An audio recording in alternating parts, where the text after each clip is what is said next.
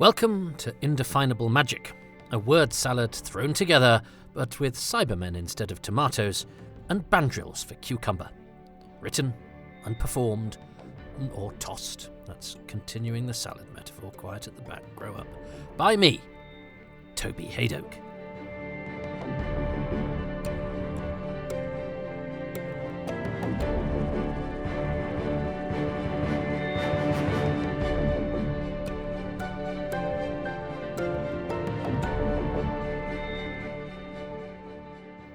This episode, From Boy to Fan.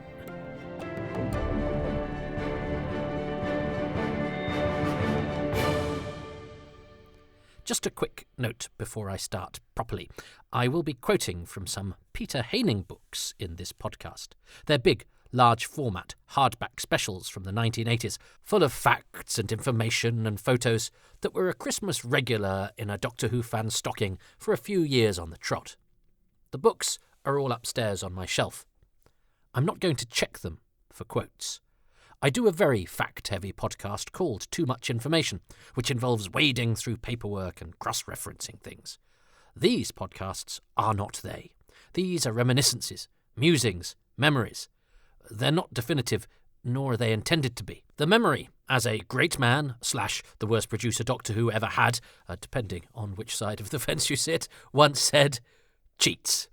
That's not really the point of this. If, say, I'm doing an honest and open monologue about, perhaps, alcoholism, with alcohol use in Doctor Who as a prism through which to examine that, you don't need to contact me to point out an example of alcohol in Doctor Who that I didn't use. But thanks, though, in a way in which I really don't mean thanks. Doctor Who fans, never knowingly avoiding an opportunity to correct people, even when they're not actually wrong. I get it, for I too am a Doctor Who fan. I understand the need to join in, to point out a possible oversight, to correct a nagging mistake. But just imagine if you'd just say, recited an epic story from memory, using all the performance skills at your disposal, and then edited it together in a nicely presented package in a handmade presentation case with gorgeous illustrations and a personal note about how this tied in with the sad death of a loved one. And the first thing somebody did was pick up on a slight mispronunciation of a name 2/3 of the way in, or say they don't like the font of the chapter headings or something. That's what doing Doctor Who products can be like. And I know fans are going to fan, because I am one. I know when I became a Doctor Who fan proper. I mean, I already ate, slept and breathed the show, I think, and I had already got the Radio Times Doctor Who 20th Anniversary Special, a publication which told me so much I didn't, up until that point, know about the show. Is that Peter Purvis from Blue Peter? Yes, he was a Doctor Who companion. Blimey. But on Christmas Day, 1983, I opened my main present, and there it was. A book with a lovely painting of the TARDIS, alone on a landscape, with a handful of colourful balloons floating beside it. A subtle, unsnazzy way of suggesting that a rather humble, occasionally daft show had something to trill about, and was going to do so with a certain understated style. A massive book all about Doctor Who. This was going to last all Christmas, for sure. And the title said it all. Doctor Who, A Celebration, by Peter Haining. I knew that name. Haining was the author of Deadly Nightshade. Well, not the author, so much as the collator of this book, which contained, according to its subtitle, Strange Tales of the Dark. I'd won it as a prize at school, chosen it from the bookshop because I was lured by the cover.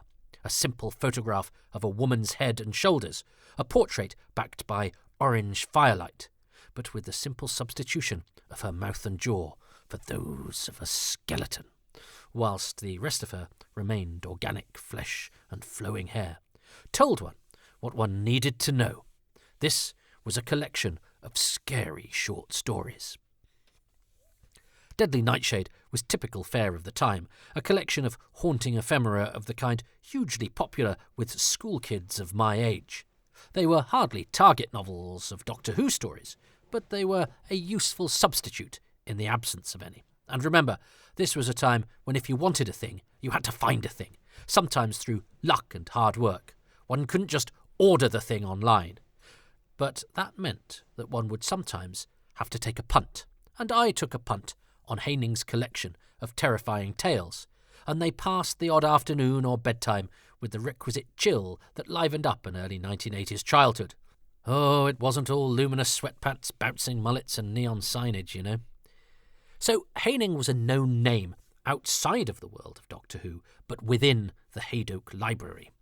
Having the two come together seemed like a happy coincidence, and so I stared at this book, Doctor Who, A Celebration, which I'd never heard of, and it seemed like everything I could possibly want. And whilst I remember nothing about the contents of Deadly Nightshade, I've just had a scan of the stories therein, and nothing really rings a bell, even though there are some great writers gathered, Algernon Blackwood, M.R. James, Robert Bloch. I can quote whole passages of Doctor Who, A Celebration. And what a celebration it was. It had everything you needed. A chapter on each Doctor, each one accompanied by a chapter by each Doctor. William Hartnell was dead, of course, but they used words taken from interviews given by the actor before his death in April 1973. Articles by script editors and producers, but best of all, and the bit I would keep going back to, the Whoniverse, a story-by-story guide giving a brief taste of what every single adventure was like, and then a few behind-the-scenes snippets too. I haven't flicked through the book for years now, but I still mentally go back to these glorious paragraphs time and time again. They are the template for each story in my mind.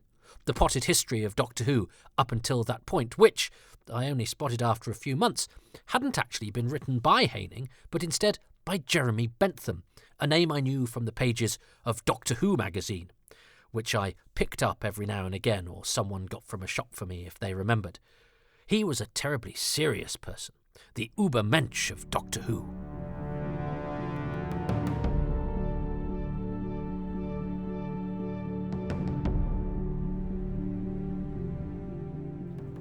In the Radio Times 20th anniversary special, the similarly compelling précis of each adventure was written by Ian Levine, another name to conjure with, an important fan whose memories, like Bentham's, were our only gateways to the series past.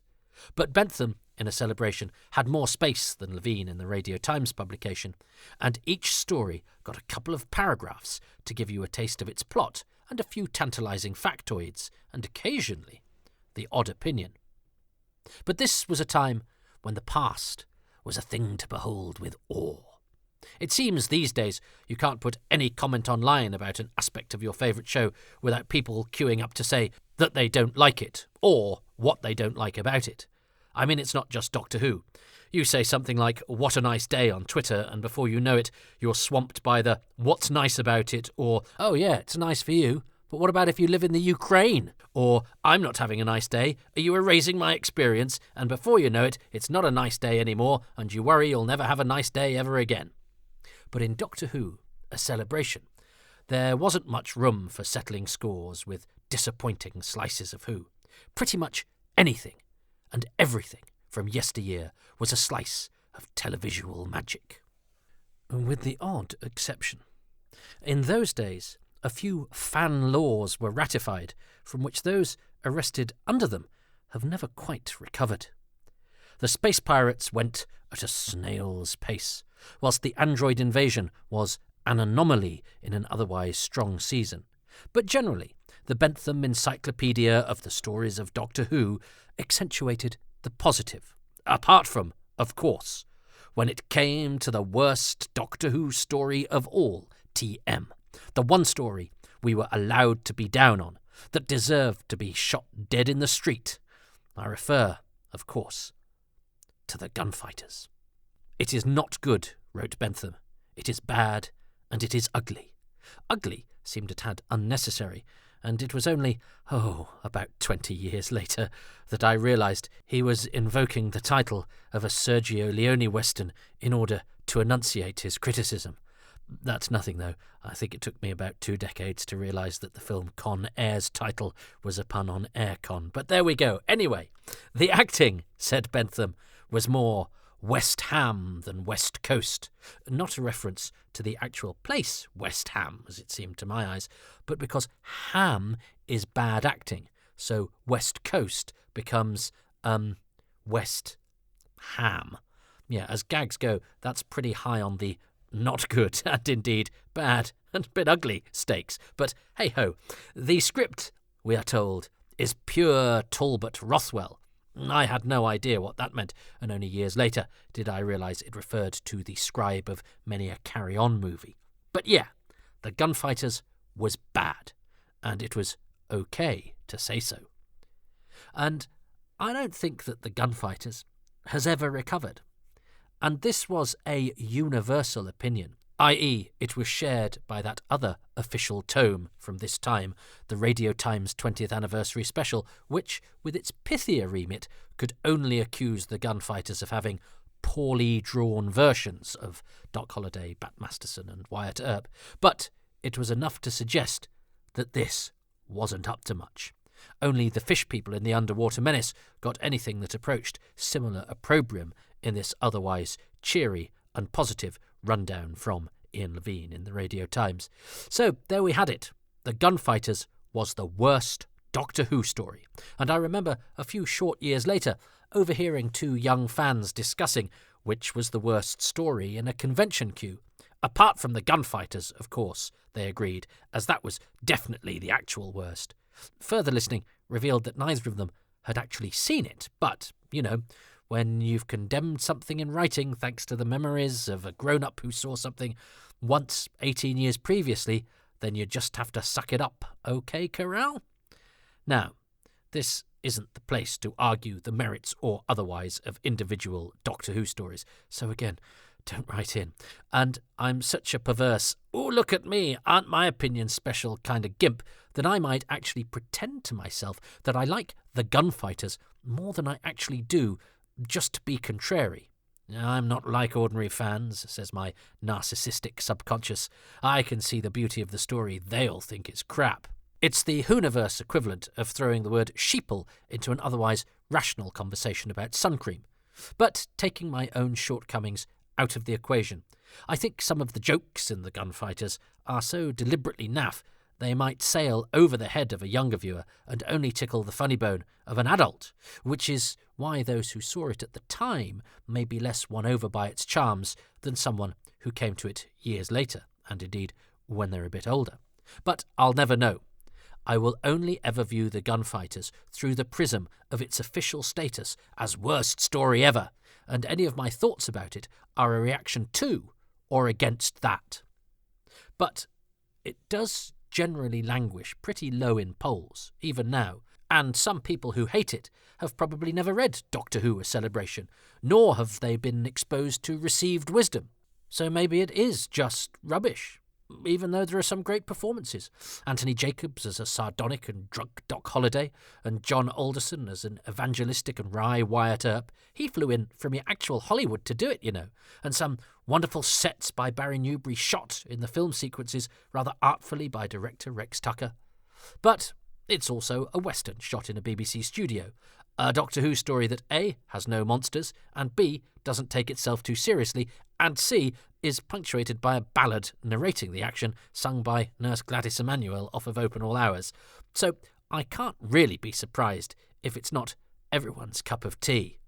Or carp of tea, as Doctor Who's versions of Ike and or Billy Clanton might have pronounced it in their attempts to meander all over the world in search of an American accent and try to find it whilst acting at the same time and managing to pull off neither. And not everything sticks. A much-loved story at the time, wrote Bentham about Galaxy 4, and one that sadly no longer exists in the BBC archives. A lovely description that gives you a warm glow, especially as it was written by schoolteacher William Ems. Ah, a schoolteacher. You can imagine him in his cardie being all benign and writing a much-loved story in his book-lined office in between being a latter-day Mr. Chips. In fact, Bill Emms was quite a caustic fellow who wasn't a schoolteacher at the time he worked on Doctor Who, and who didn't think much of the show itself, and provided a story with such an obvious twist and very little in the way of drama that one can only imagine Mr. Bentham was looking back with glasses that had undergone a heavy tint from the rose petal. Or someone had slipped something into his tea during the broadcast, and the effects of it had not worn off when he came to write his piece for Doctor Who Celebration.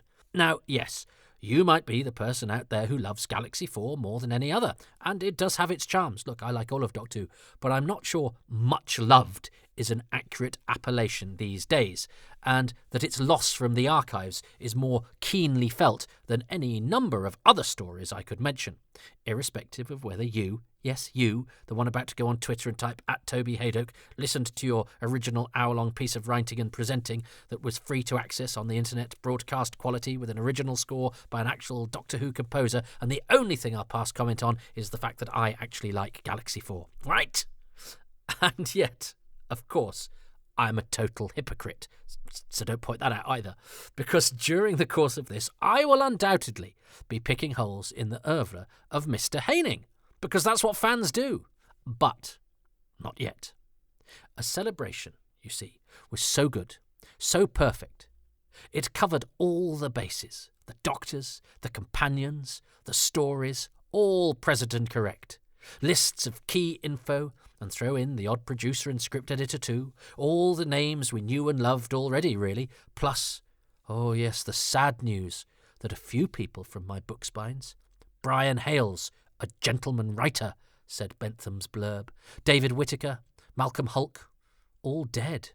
As they made up a pretty hefty percentage of the writers of the target books, it made early Doctor Who seem like the work of ghosts. Venerable, ancient gentlemen, quilling on parchment through cobwebs. The fact that they all died when they were around my age now gives everything a terrible new perspective as I bash away on a machine that would have thrilled and amazed those giants of written sci-fi. But anyway, their books were dwarfed by the Haining tomes, which were reassuringly hefty and capable of being transported on long journeys or camping trips, strengthened as they were by the hard back cover that protected them from damage.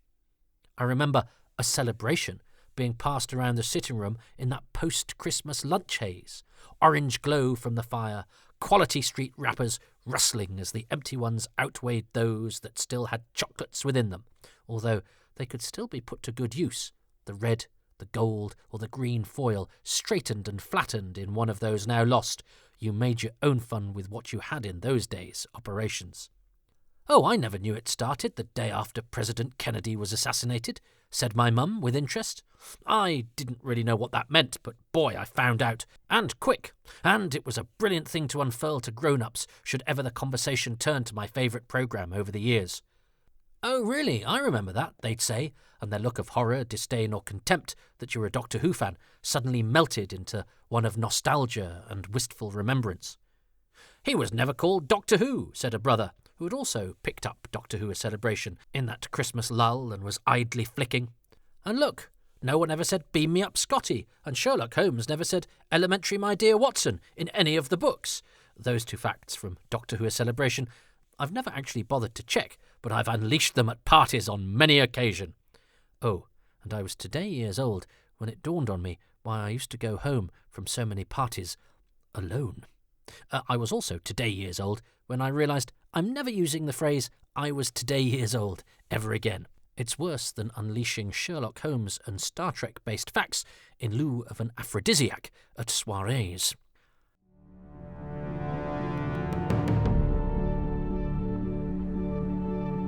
And so, how exciting that there was a follow-up to Doctor Who A Celebration. But if I'm honest, it did suffer a bit from difficult second album, actually, of course, book syndrome. Even if that wasn't enough to stop me reading and rereading it over and over again. It was called The Key to Time. But, of course, it couldn't be a repeat of what had gone before. That would be the ultimate embodiment of diminishing returns and, well, as we'll discover, there was plenty of time for that to happen. But no, The Key to Time tried to repeat the success of A Celebration by doing something a bit different. And, like a true Doctor Who fan, I love Doctor Who because it can do all sorts of different things, but when they are too different, it jars and I hate them. The Key to Time's core idea was a good one, but I wasn't sure I was ready for it. I like lists, but this was a diary, a chronological history of Doctor Who, outlining the events of key dates in the development of the show. When productions began, incidents happened, key personnel sadly died. It was quite an arbitrary selection for sure. The release of The Empire Strikes Back gets a mention simply because it has some Doctor Who guest actors in it. I didn't mind that though, as I liked reading about which actors appeared in Doctor Who, as full cast lists were still not yet available to me. In fact, I'd have been delighted if they'd gone the whole hog. Never mind The Empire Strikes Back. Why not have, say, January the 19th, 1974? The first episode of The Pallisers is aired, directed by Hugh the Highlanders and Fury from the Deep David. It features a number of Doctor Who people in the cast, including Philip, the Five Doctors Latham, Gary, Evil of the Daleks Watson, Barry, the Massacre Justice, Donald, the Keys of Marinus, the Faceless Ones Pickering, John, Ghostlight, even though it hasn't been made yet, but if I don't mention it, someone will message me saying, have you forgotten that he was in it and was also in Ghostlight, Nettleton, and Kenneth, the Claws of Axos Bender? Oh, I'd have loved that, because I'm a thoroughly boring man, and I was a thoroughly boring child. Fortunately, Mr. Haining had a slightly more eclectic taste, and it meant that all sorts of key to time, events were covered. I was never quite satisfied with it, though, because I think I wanted to know what the stories, which, remember younglings, at this stage were not available to watch unless some miracle repeat season was unleashed, were like. I wanted clues about the pictures I couldn't see. And, of course, the Haining books had photos, loads of photos, which helped with that. Except, in the case of The Key to Time, this one didn't really. Sure, it had some lovely colour pictures in the middle, but the rest of the illustrations came courtesy of fans. Fans? Oh, why do they get fans involved in the process? Fans shouldn't get their hands on anything to do with Doctor Who. They're just fans, thought this fan. They're like me. They're unimportant and not special and probably offensively geeky and worthless. The people who made the show, they were amazing. Gods. Weavers of dreams. The fans, people like me. Except people like me who had managed to get their names into a Doctor Who book. The lucky bastards. And to be fair, there was some quality work on display. I didn't dislike the pictures themselves. I still remember some of the names. Some of those pictures, they were superb, amazing, evocative, and very accurate renditions of much-loved characters. Some drawn brilliantly with individual dots to make for a unique and, it seemed to me, very clever set of compositions. There were striking images from Colin Howard, whose classy, attractive work involving ice warriors and sea devils would have made superb Target novel covers, so it was pleasing when his name began to adorn official Doctor Who products some years later. Other names stuck in my head. Tim Pieracini, Vitale Sabase, apologies to both if time and incompetence have mangled your names, and Ronald Binney, people I've never met before or since, never encountered in my many wanderings through the worlds of Doctor Who, online or in person, but whose names are etched forever in my brain. All right, not in the same part of my brain that remembers David Collings or Fiona Cumming or Jan Spazinski, but an unimpeachable little neural compartment somewhere in my noggin nonetheless.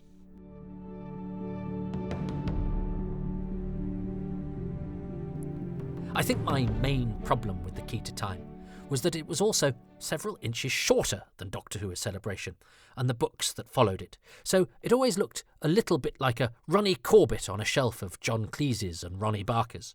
So I looked down on it quite a lot and rued the fact that it never quite captured the joy of its predecessor. Things were back on form for me with the Doctor Who file. All right, there wasn't much in the way of lists or cast details in this either, but it was an invaluable set of essays written by some movers and shakers in the world of Doctor Who, some obvious and some, thrillingly, less so. It now reads like a collection of some of the great heroes of the show, but a motley crew who had been thoughtfully assembled. Alongside the obvious, each of the Doctors, Terence Dix, Barry Letts, were John Lucarotti and Michael Wisher and John Friedlander. And as if to emphasise, that Doctor Who legends were a dwindling resource.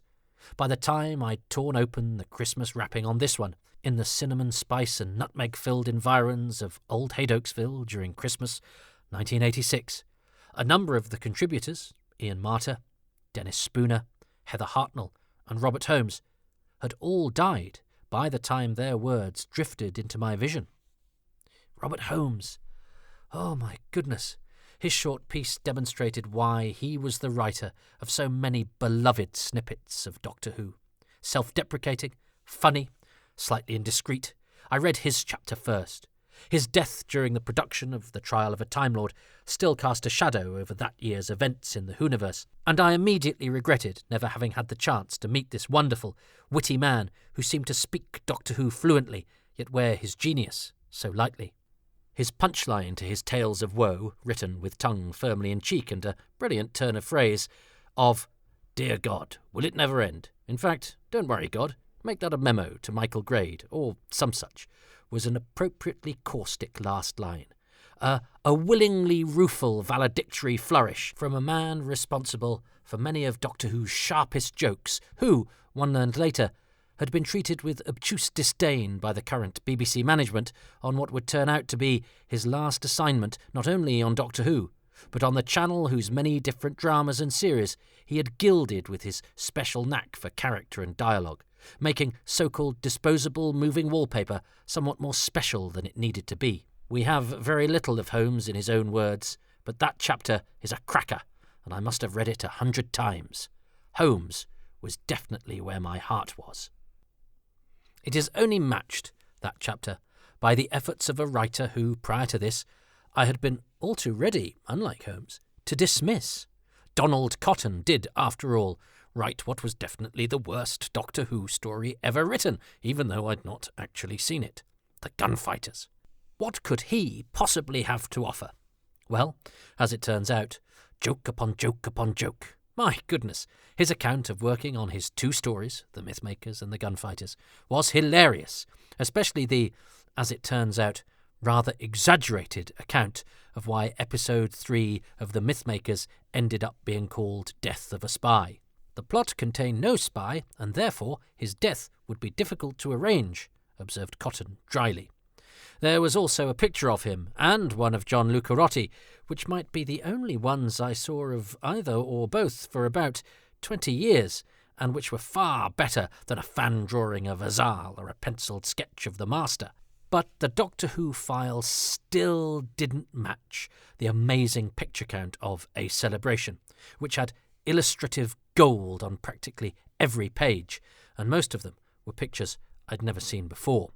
In fact, an illustration of the extent of the resources available to Doctor Who historians at the time can be seen on the chapter entitled "The Man Who Put the Science into Doctor Who" in the Doctor Who file, which has, hilariously, a picture of Verity Lambert as its portrait. I mean, yes, she did nominally write the piece, which is about Mervyn Pinfield, the eponymous Man Who, but nonetheless, it was an odd juxtaposition that drew attention to the fact that at the time there was seemingly no photographic evidence of one of Doctor Who's key early contributors. Fortunately, we have uncovered a few since, and it is a sign of how easy it is to please a Doctor Who fan of a certain vintage that the day the visage of Mr. Pinfield first hoved into my view was indeed a magical one. Those of you spoiled by Doctor Who Confidential and the internet should try to imagine what it'd be like if it took you 30 years after first seeing Rose to get a glimpse of Julie Gardner's face. I know, it's inconceivable, isn't it? It's only when putting this together, by the way, that I've realised that there was no large format book release in 1985. Gosh. What did I get that year? Probably, because I was known to stray to the dark side of the toy shop, some sort of vehicle for my Star Wars figures to ride in or be killed by. I loved my Star Wars figures, even though, like the Gunfighters, I'd not actually seen any of the films. The cinema in our nearest town had closed down. The last film to be shown there was 10 with Dudley Moore and some prominent parts of Bo Derek in 1980, but I was too young to go to that. So Doctor Who books were definitely my nourishment. I can remember when I was hunched over those venerable tomes, rereading and rereading them over and over again, hoping to chance upon a nugget I'd forgotten or only half digested, or to enjoy again a piece of writing that was especially evocative.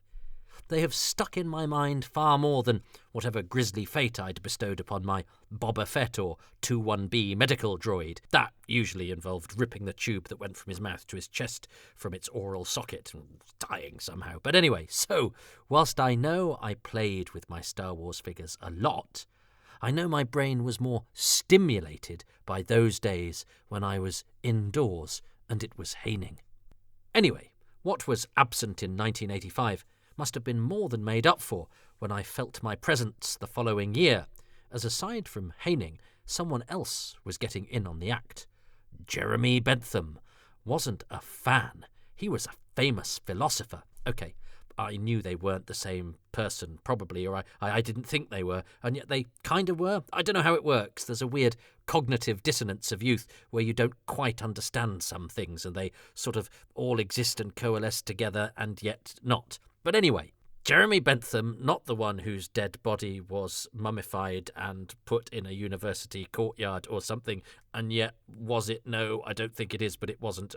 By the way, reader, it wasn't. You're not a reader, you're a listener. You know what I'm talking about. You might not. Look up the other Jeremy Bentham, not the Doctor Who one. Anyway, listen, shush, I'm going off script and off-piste. I'm probably sounding slightly pieced. Anyway, Jeremy Bentham had written a similarly large format book to the Haining tomes, but this was far more specialist, honing in, as its title suggested, on the early years.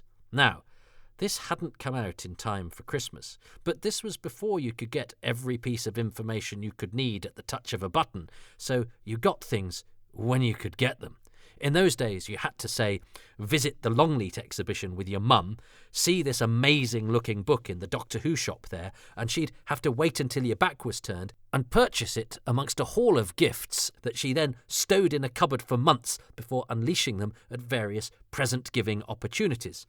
For all I know, she still got a set of Andrew Skilleter art cards stashed away for my 50th.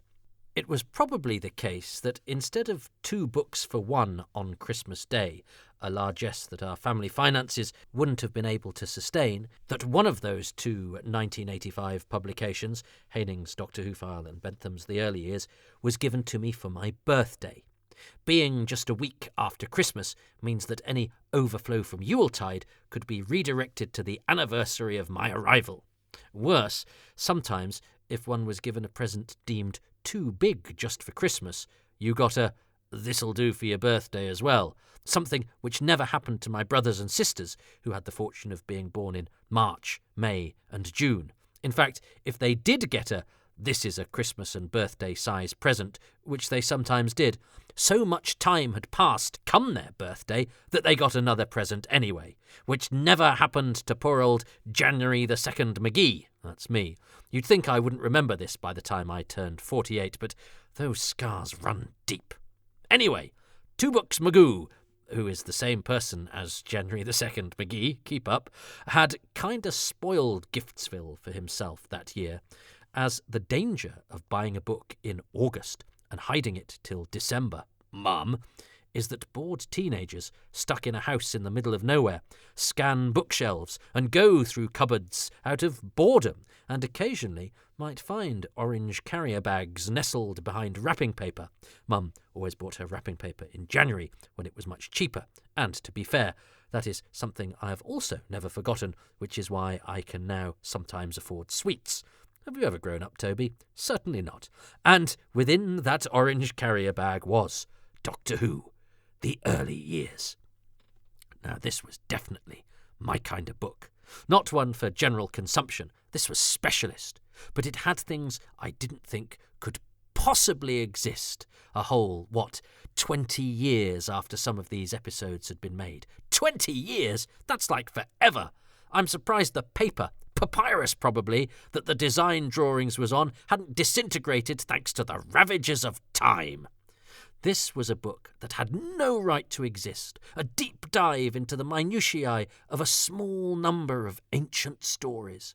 There were photos galore, cast lists, design sketches, interviews. Now, I'm very middle class, so a deferred gratification kind of guy, so I only flicked through the book on the half-dozen times I sneaked it from the cupboard and out of the orange carrier bag and had a sneaky solo session with it, hoping my mum didn't walk in and embarrass me, hunched over as I flicked through the pages on my own.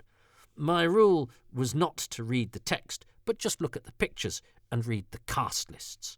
There were even off-screen stills from episode 1 of Power of the Daleks, which adorned the back with no explanation.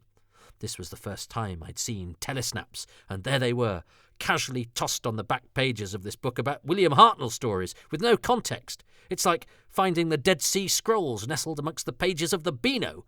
I did notice that there was a slight formatting problem with the dates and the episode titles, which went out of sync on a couple of listings, proof that even the best Doctor Who thing isn't without its flaws that can take the sheen off it unnecessarily. I can still remember that formatting issue. I'm beyond help. And it just goes to show that even after all these years, in a stream of consciousness celebration about a highlight from my childhood, I have to bring up a tiny, niggling error. It's bloody inescapable, this pesky character trait of ours that so irritates me and others, yet resides in my own psyche, ready to go, I think you'll find that you do that too, at irritating moments. Anyway, I successfully managed to hold off reading the text of Doctor Who the early years until I opened it on, I think, my birthday. And I am a good enough actor to have been surprised. And anyway, the excitement was genuine, as I had the text to read. It became apparent that it had chosen the stories, this book, that it had concentrated upon, based on the fact that the book was essentially a showcase for the photo and drawing collection of designer Raymond P. Cusick. But that was fine. What photos they were. Some printed full page. And they made these stories, these old black and white stories, look amazing. Those monochrome prints, like those depicting classic black and white movies in other large format books that I had on horror, say, or monsters.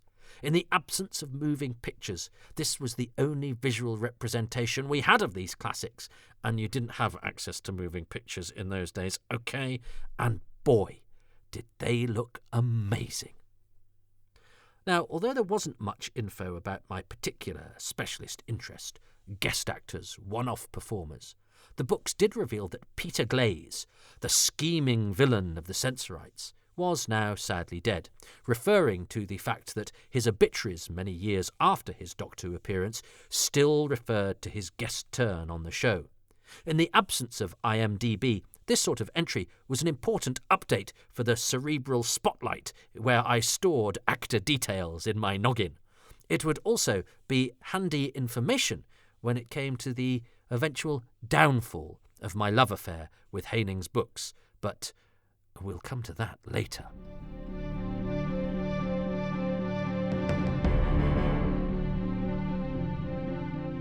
With the triumvirate of tomes with the Haining moniker, probably the most removed books from the shelf, I had to grudgingly accept that the first one, so ideal on pretty much every level, still had never been beaten.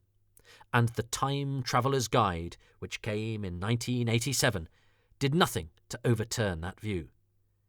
In fact, its attempt to recapture the more program-based, information-heavy kind of vibe of the first book meant that a number of the chapters were essentially just lists.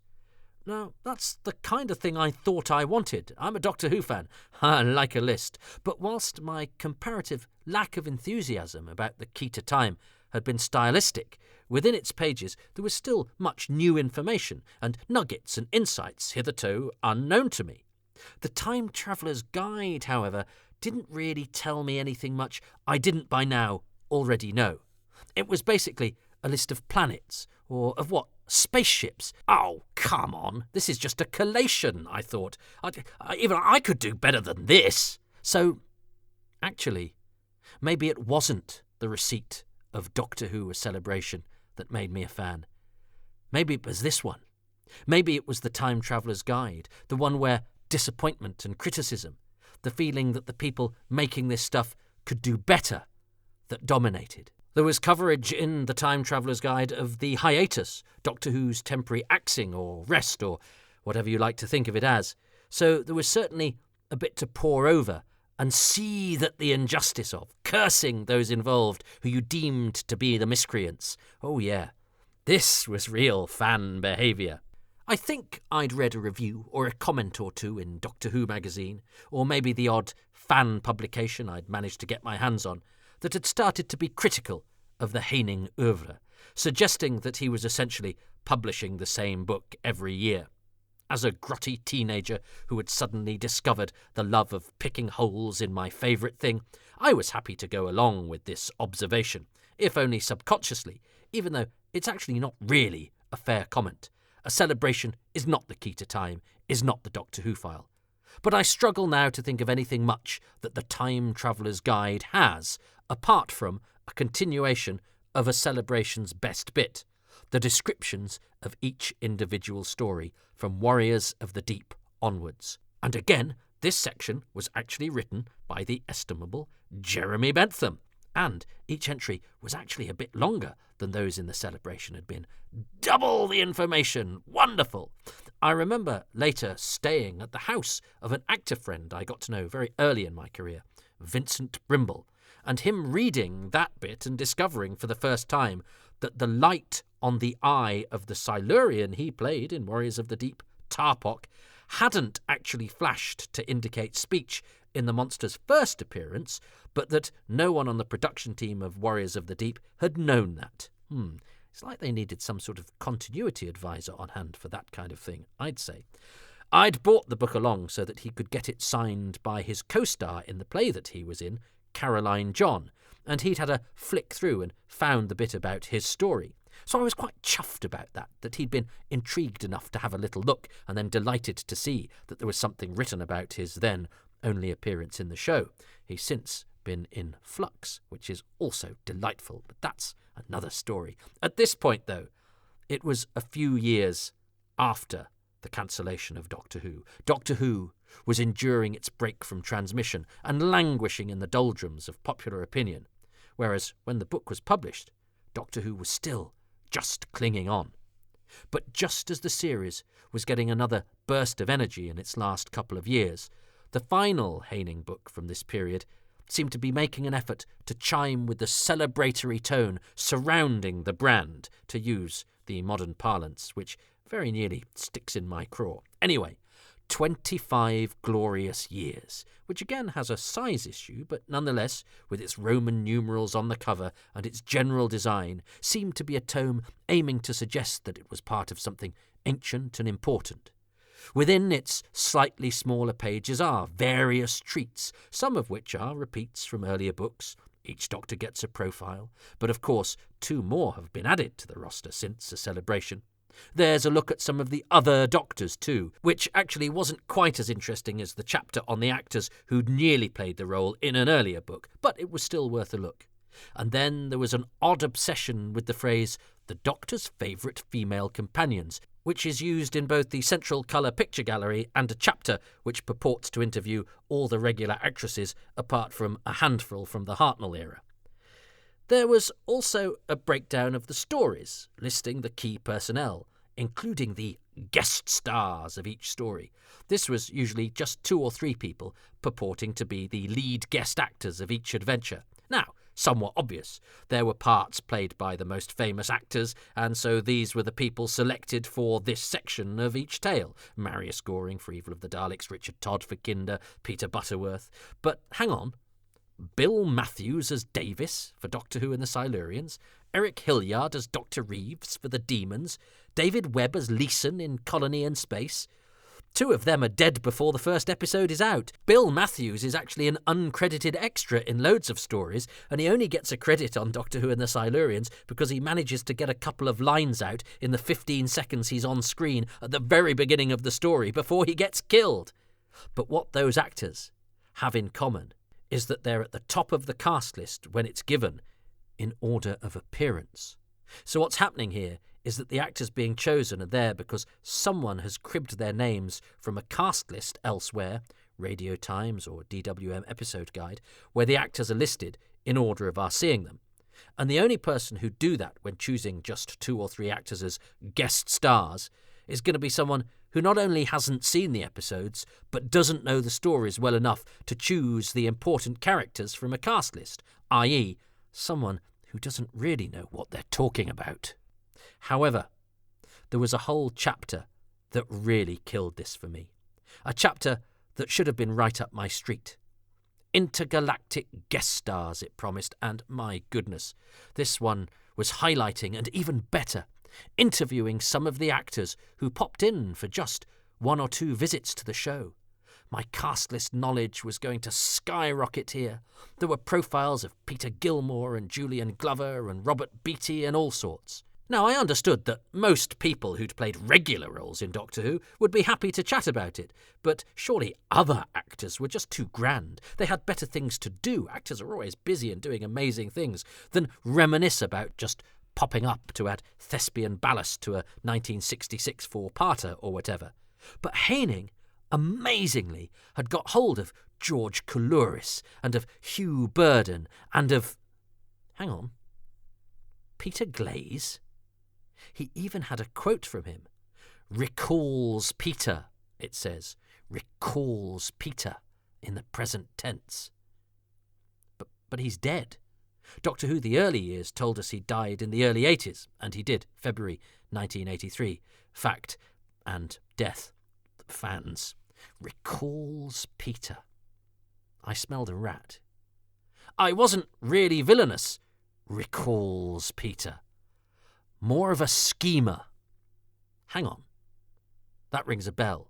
It's not like schemer is a genre of villain, so it's an odd thing to say. It's not like megalomaniac or mad scientist or crazed commander. It's a very specific piece of phraseology, specific to Jeremy Bentham's writing in Doctor Who, A Celebration. Peter Glaze likely didn't recall this observation at all. 1, because it's an observation made and originally phrased by Jeremy Bentham, and 2, because Peter Glaze is dead. But it's the phrasing that's the issue. I could understand if Haining had snagged an interview from an old newspaper file, but ascribed the words to Glaze in the present day. That would account for recalls. Underhand, but a journalistic technique, and still with an element of truth within it.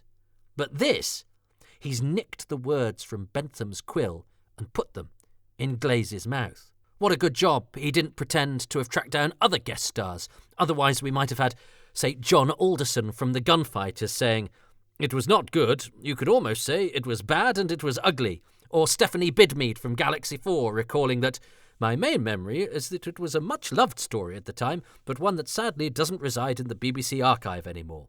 Another one that really stuck out to me and made me doubt, therefore, the huge and unlikely coup of Haining being, as far as I can tell, the only person to have interviewed him about his role in the series, was a quote from the mighty actor Robert Beatty about playing General Cutler in The 10th Planet. One of the short quotes Haining apparently elicited from Beatty was, "The guys playing the Cybermen really fried under the studio lights," and that set my alarm bells ringing. Guys and fried were exactly the kind of words you used at that time amongst standard English text to suggest that someone was American. And yes, I know, Beatty was Canadian, but this was the 1980s when in England men were men, women were women, and Canadians may as well have been Americans. Now, I have no proof that Haining made up that interview, but I'd be flabbergasted if he didn't. Julian Glover, who has always actually been pretty generous with his time when talking about Doctor Who and indeed anything else, recalls in 25 Glorious Years that, and I quote, "as far as I can remember," which, as we'll discover, is a step up in present company, "I had done sci-fi on TV a few years before The Crusade in Quatermass and the Pit, which Rudolph Cartier directed brilliantly for the BBC in 1959. Which indeed he did. Rudolph Cartier directed Quatermass and the Pit brilliantly for the BBC in 1959. But Julian Glover wasn't there when he did. Julian Glover was in the film version, directed by Roy Ward Baker for Hammer nearly a decade later, and after The Crusade, but that's moot at this point. So if Haining's putting words into the mouth of Mr. Glover, I'm pretty sure that he's putting Americanisms into the mouth of Robert Beatty. And actually, looking at the quotes from George Coulouris and Hugh Burden, they're not so much memories as kinda potted factoids, and I'm afraid I don't believe them. The Coulouris one, I think, claims to be from an original modern-day interview, like the Glover and the Glaze quotes, because Coulouris was still alive at the time, whereas the Burden one, because he was dead by then, claims to be from an interview done some time ago. Well, I've looked for that interview, and I've never found it.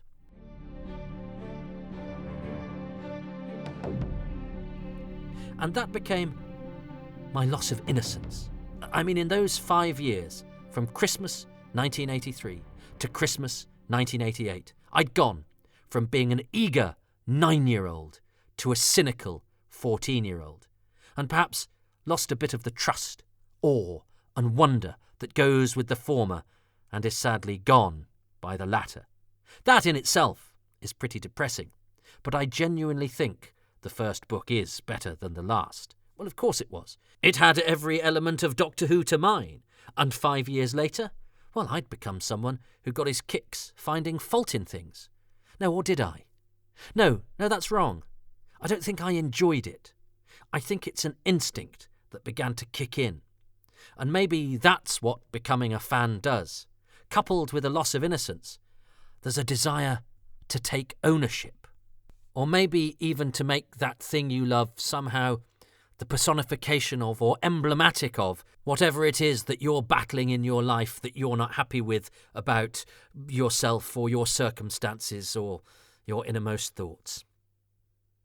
Maybe boy was better than fan. I think I liked being the boy who learnt that Roger Delgado was called Roger Cesar Marius Bernardil Delgado Torres Castillo Roberto, who discovered that Annika Wills now lives in India. That, and only that, what mysteries there were still to uncover about key figures right then and there. And that the Doctor said things like, and these are quotes from the middle pages with colour pictures in Doctor Who, A Celebration, and oh, what pictures. I'm a citizen of the universe and a gentleman to boot. I had no idea what that meant. A gentleman to boot? Does he mean to kick? Why would a gentleman want to be kicked? Anyway, Hartnell said it apparently. Pertwee's quote was equally indecipherable. I remember saying to old Napoleon Boney, I said, or was it, I remember saying to old Napoleon, Boney, I said? I couldn't quite tell how it should fall. It wasn't even a full sentence anyway. What an odd choice. The Davison quote was funny. Even a broken clock tells the right time twice a day, although, of course, when I revisited The Visitation years later, it turned out that this wasn't a quote from the actual Doctor. It wasn't the Doctor who said it. Ah, well. Great pictures, though. And it was fun when I finally watched and heard those stories and experienced those quotes in context. I still associate them with the middle pages of that book. But poring over them, trying to deduce their meaning, being given just fragments and hints and quotes and behind-the-scenes insights, it whetted my appetite to find out all there was to know about Doctor Who. And it's a quest that continues to this day, although the facts I need now are several layers further under the surface than those that were uncovered in the pages of Doctor Who, A Celebration. And since then, I've discovered a lot about those books and the things within them. I've discovered that they're not necessarily perfect, that being a name on a book spine or an important part of fandom isn't necessarily all that. But I have to confess something. That knowledge hasn't really helped me. That young boy in awe, those hitherto unknown facts all together in the same place, that new information I soaked up like a sponge. I didn't ever want to think about who wrote them and why they might be wrong or flawed. I was a willing supplicant. And when I finally got to speak to Jeremy Bentham, I thought he might say, yeah, that Haining, I wrote all the best bits and he just recycled stuff or made it all up. But he didn't. Jeremy didn't disappoint. He really is a scholar, and a gentleman to boot. I remember saying to old Bentham, Jeremy, I said, I loved that chapter in Doctor Who, A Celebration. But rather than big up his own contribution, he paid immense tribute to Haining, so long written off by me as the man who did the books of diminishing returns, the charlatan who destroyed my innocence when I discovered he made some stuff up. But no, Haining inspired Jeremy and helped him and left nothing but a hugely positive impression on someone who's done great work in Doctor Who history research. And I know as well as anyone that you can work as hard as you can on something, checking, double-checking, rewriting, rereading, and only when it's in print or on the shelves does suddenly a mistake, which for some reason you'd overlooked or it hadn't registered on every other previous occasion. And actually, they're usually the simplest of mistakes because your brain is concentrating so much on being on top of the stuff you might not know as well that you take your mental eye off the ball with some of the stuff that you know, and suddenly you've made a slip-up. And it's there forever. I've made mistakes in my work, in my Doctor Who work. I'm not going to list them here. There's a whole self-flagellating podcast to be had with that one. Don't send in suggestions. So I can hardly berate Haining with a barrage of "I think you'll finds" from me, even though I know I'm being a tad generous here, because my main objection to what he did is when it was malfeasance. But still, I also know that he didn't have a computer upon which you can cut and paste and switch text around. He didn't have the internet to answer a nagging query at the touch of a button. And he probably didn't know that the results of his labours would hang around for quite a while in the minds of the rather unusual people who bought his books, and that they're the sort of people who get their kicks more from highlighting what is wrong with something than they do for celebrating what is right. So I'll take my cue from that first book, and instead I will celebrate. I will celebrate those hardback epics packed with facts and not facts, photos and pictures, which introduced me to the basics in terms of the doctors, the companions, the stories. They're not perfect. They vary in quality, and they have their ups and downs. But my goodness, I had a lot of fun with them. I may have greater knowledge now. I may have seen a few sacred cows get slain. I may actually rather like the gunfighters. But when I was none the wiser, when I scurried away into the corner and pored over those books time and again, sucking in their facts and pictures, I was happy. And Doctor Who, of course, connects us with our childhood. But childhood is not somewhere we can remain, and like Doctor Who, we survive and flourish only through change. And I was changing from boy to fan. And it's not a perfect process, because I know what fans are like, and not just the dweeby, annoying ones that I'm definitely not like. Oh no, I'm not like them. Any similarities are purely coincidental. They're bad and they are ugly. So I'm not talking about the fans who, when you post a social media message saying, "I'm so sad that my friend, the actor who did this, has died," posts, "Don't forget he was also in this," as though I'd forgotten, rather than was, say, more interested in displaying my sadness than presenting a whole CV at a time of mourning. I mean, they are annoying, but I kind of get it. Their mental wiring requires them to point out something they think is missing or an error, and they can't help saying it, and that overrides their ability to read the emotional content of such a post and provide empathy. I get that. You have to know your people, especially if you're a bit like them. But there's the other kind of fan, and another kind of thing that fans do, those fans.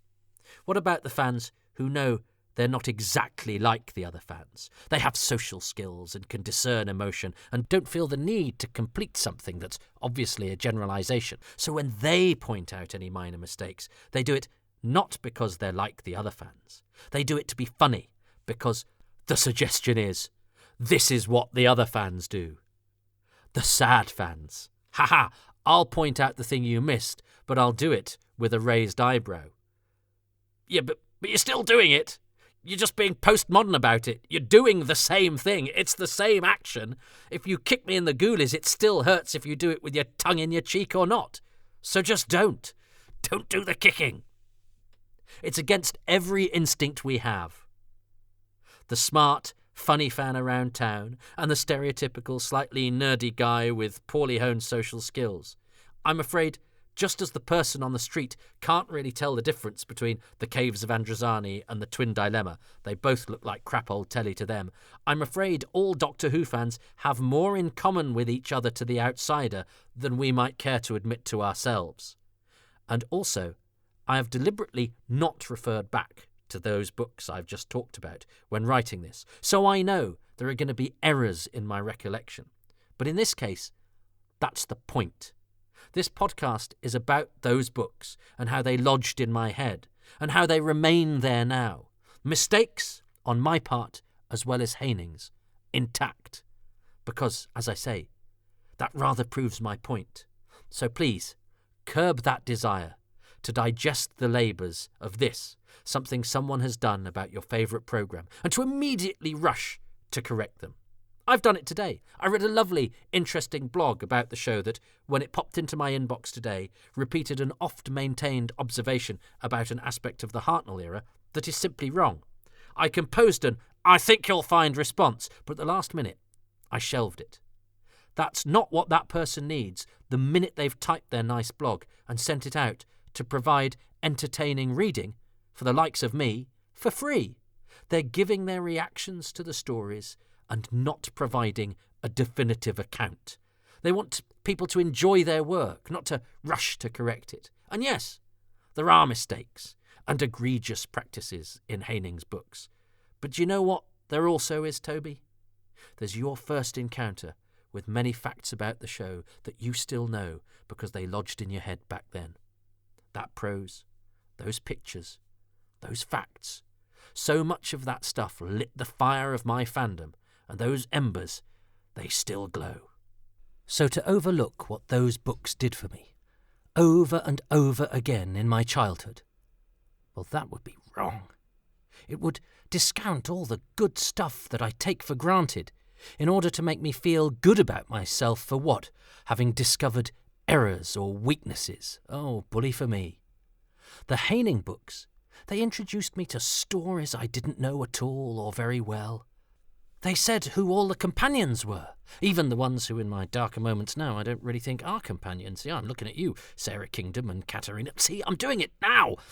And they helped me to remember names and dates and facts and figures, and they made me excited and happy to read and thrilled at possibilities. So who cares if some bits are wrong? I know I have that silly instinct to try and make things right. Yes, just so. Correct. And I know, deep down, when I do it, that I'm doing it. But why fixate on that stuff instead of giving Haining due credit for giving me my gateway drug, for feeding my habit, and for enabling me to mainline all sorts of pleasures that gave me my high? And with Doctor Who, well, there hasn't been a come down. So it'd be silly of me to leave this trip back into those hallowed volumes with a negative impression. Silly and mean-spirited. And yes, maybe not exactly villainous, but perhaps it might just be because I know I'm doing it, and I know it doesn't actually make anyone feel any good except for me, and I know I don't have to do it. All of which might make me, yes, at the very least, if not villainous, well, perhaps just a little bit scheming. And we wouldn't want that, now would we?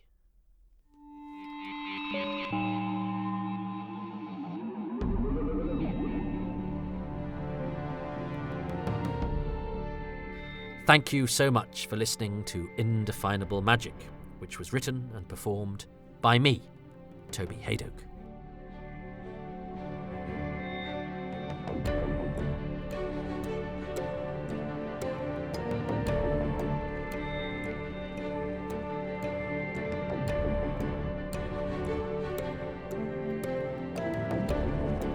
The podcast artwork is by Dylan Patterson, and the music for Indefinable Magic was specially composed by Dominic Glynn.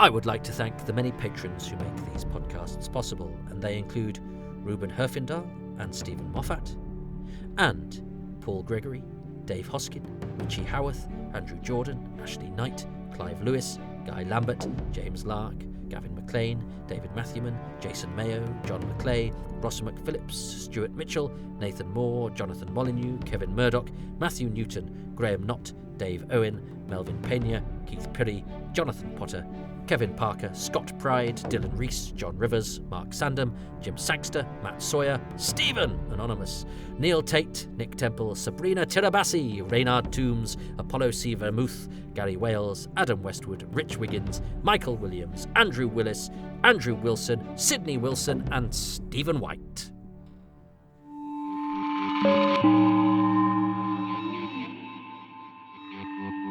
Did you like the way I said those names? If you do, I could say your name too, if you would like to become a patron.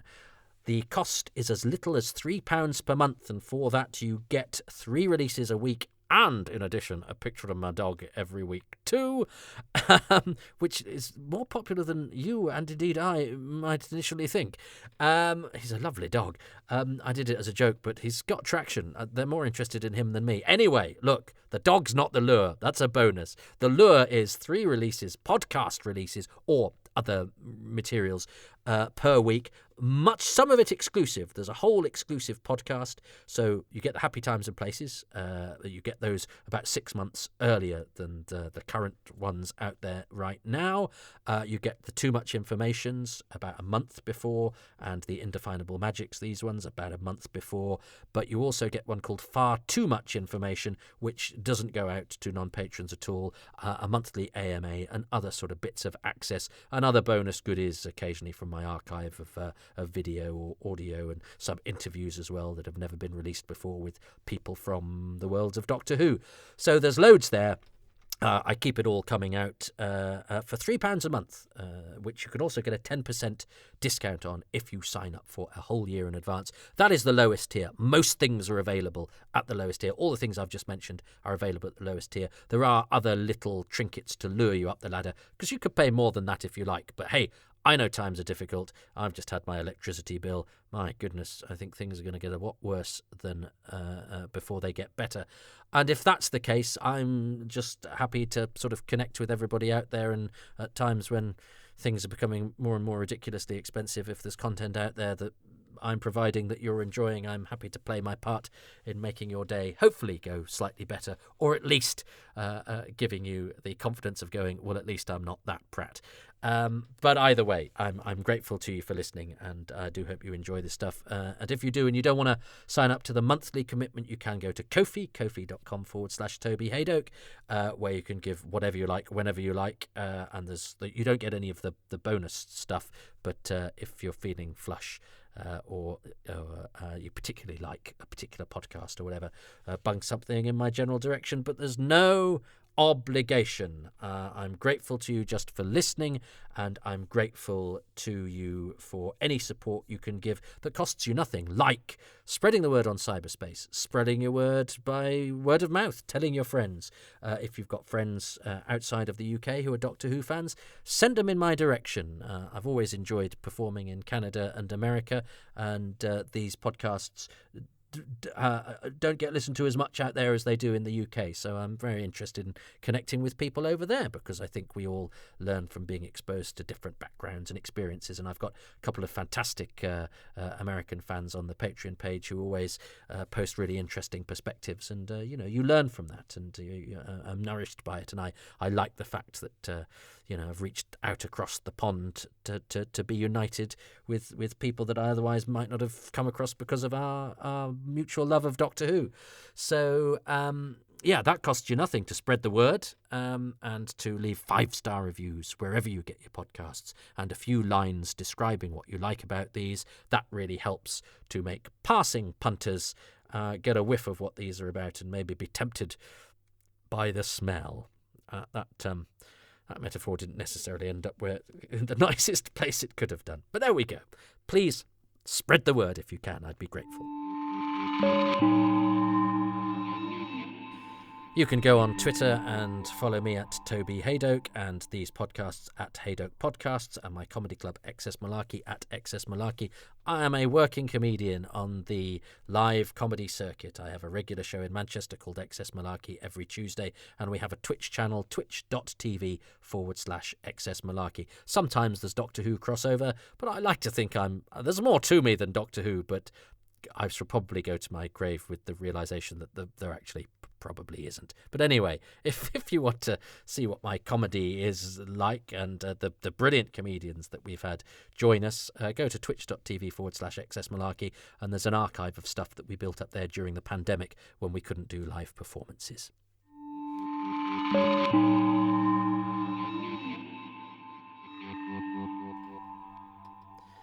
And I always do a bit of post-credit stuff, but this has been quite a long podcast, so something I couldn't find space for. I did a podcast about mispronunciations and words, and I don't think I mentioned in that I always thought of Sarah Kingdom as Sarah Kingdom because I have a cousin called Sarah who is spelled S-A-R-A. So she was Sarah Kingdom to me until I saw the episodes. And you know, Sarah Kingdom and Katerina were introduced to me via that twin, that double-barreled factoid attack of the Radio Times 20th anniversary special and Doctor Who celebration that introduced the concepts of these companions, and I'd never read about those in the books, as well as Dodo, who I'd never heard of, who was always, I can't remember if it's in the celebration or in the Radio Times, I think it's in a celebration where she's described as the elfin dodo, and that phraseology is always stuck in my head, the elfin dodo,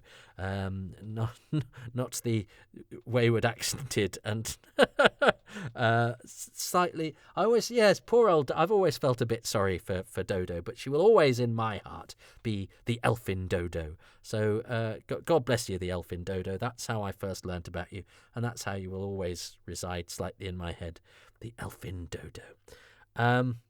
Anyway, that's just something I couldn't find a place for, but that I thought was quite interesting, and then I've just said it out loud and realised that it's not. So well done for my self-editing to have not put that in the main body of the piece, because I don't think any of us would have benefited.